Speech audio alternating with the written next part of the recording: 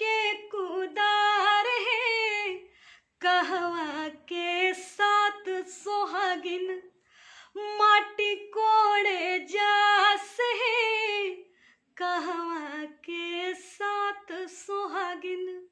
मिथिला के पियर माटी और सोन के कुदार है, मिथिला के पियर माटी सोन के कुदार है, मिथिला के साथ सोहागिन माटी कोड़े जास है, मिथिला के साथ सोहागिन।